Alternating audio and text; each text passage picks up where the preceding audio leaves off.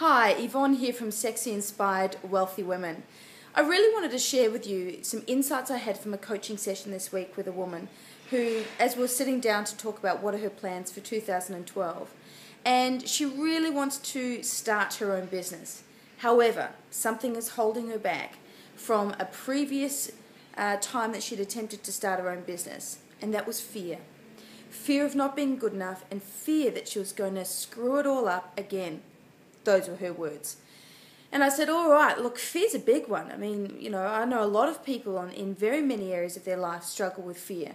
And for her, it was a real big fear of not being good enough. And she was really scared that if she had another go at starting her own business, that it would all fall over. She would prove to herself that she was stupid. She would prove to her partner that it couldn't be done. And all of this stuff was causing all this strong mental chit-chatter and really preventing her from getting on with it. And when I looked at her business, she had a great business. She's a smart, intelligent woman, and with a really strong message that she wants to share with the world. However, her big roadblock was fear. And look, Jodie and I get it. Fear's a big one, especially when you're really starting out, wanting to create your business. You've got a beautiful idea or a beautiful product or service, and it's about what are the next steps forward. So I thought I'd share with you why it was so important that we addressed fear for her, because if she didn't resolve that and move on from it, it would have caused major problems further down the track. Well, big one being that she wouldn't have actually started. And I said, all right, let's talk about what it means to you. So she said, look, Yvonne, when I started my first business, which was a couple of years ago, it just didn't get off the ground. I invested a lot of money in it, put a lot of time in it, had time away from my kids. My partner wasn't very supportive of it, and I could understand because it was causing a lot of strain in the relationship. And I said, all right, so let's talk about what were your strategies back then. Walk me through how you started that business. And it was really, really obvious when she started to share with me that she was trying to do it all on her own. She was trying to be what I call superwoman.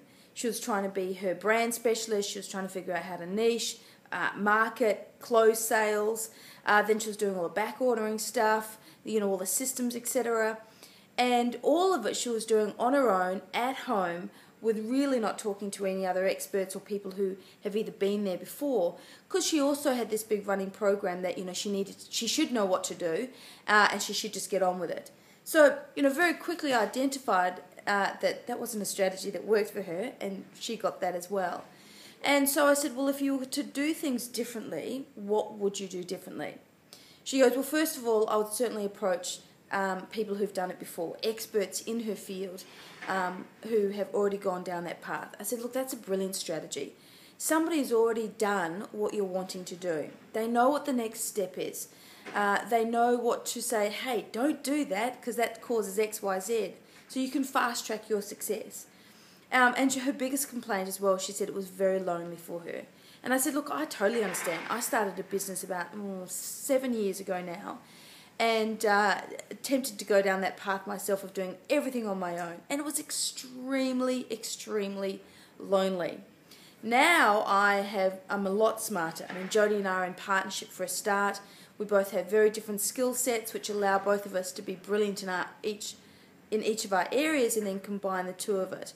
And we're also smart because we also have a network of women who we go and seek expert advice from, we get mentoring from, and it stretches our thinking so that we also move to that next level.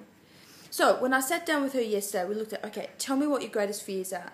Big one being not being good enough. So I gave her an exercise of what I call writing a book of old limiting beliefs. I said, I'd like you to spend some time journaling and writing down all those beliefs that are holding you back. They're not being good enough, not smart enough, not pretty enough. What happens if I fail again? And really write them all down and just get them out of here and onto page. So that's her homework, and we'll catch up next week and I'll find out how she's going. But I know for a lot of ladies we talk to, fear is a big one. Fear of not being good enough, running out of money, won't be smart enough, can I actually really do this? So it's a whole lot of things. So please don't let fear get in the way of your brilliant idea and for making 2012 your best year yet.